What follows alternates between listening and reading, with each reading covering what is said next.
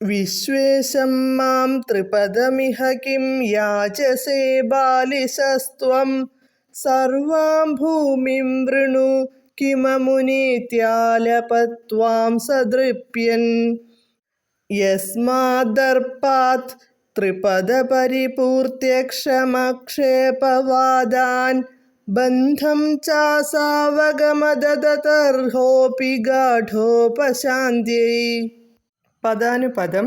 വിശ്വേശം മാം ലോകത്തിനു നാഥനായ എന്നോട്, ഇഹ കിം ഇവിടെ എന്താണ്, ത്രിപദം മൂന്നടി, യാചസേ യാചിക്കുന്നത്, ത്വം അങ്ങ്, ബാലിശഃ ബുദ്ധി തെളിയാത്തവനാണ്, സർവാം ഭൂമിം ഭൂമി മുഴുവൻ, വൃണു ആവശ്യപ്പെട്ടുകൊള്ളുക, അമുനാ കിം ഇതുകൊണ്ടു മാത്രം, മൂന്നടി സ്ഥലം കൊണ്ടു മാത്രം എന്താണു കാര്യം, ഇതി എന്ന്, സഹ അവൻ, മഹാബലി, ത്വാം അങ്ങയോട്, ദൃപ്യൻ ആലപത് അഹങ്കാരത്തോടെ പറഞ്ഞു, യസ്മാത് ദർപ്പാത് അസൗ ആ അഹങ്കാരം മൂലം അവൻ, മഹാബലി, ത്രിപദ പരിപൂർത്യക്ഷമഃ മൂന്നടി പൂർത്തിയാക്കാൻ കഴിയാതെ, ക്ഷേപവാദാൻ ബന്ധം ച അധിക്ഷേപ വാക്കുകളെയും ബന്ധത്തെയും,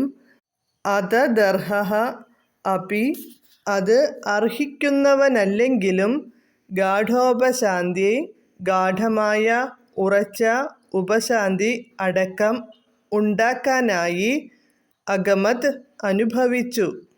വിവർത്തനം. ഭൂമിയുടെയെല്ലാം നാഥനായ എന്നോട് ഇവിടെ അങ്ങ് എന്താണു മൂന്നടി സ്ഥലം മാത്രം ആവശ്യപ്പെടുന്നത്, അതു ബാലിശമാണ്, ഭൂമി മുഴുവൻ ആവശ്യപ്പെട്ടുകൊള്ളൂ, മൂന്നടി സ്ഥലം കൊണ്ടു മാത്രം എന്താണു കാര്യം എന്നിങ്ങനെ മഹാബലി അങ്ങയോട് അഹങ്കാരത്തോടെ സംസാരിച്ചു. അങ്ങ് ആവശ്യപ്പെട്ട മൂന്നടി തികയ്ക്കാൻ മഹാബലിക്കായില്ല.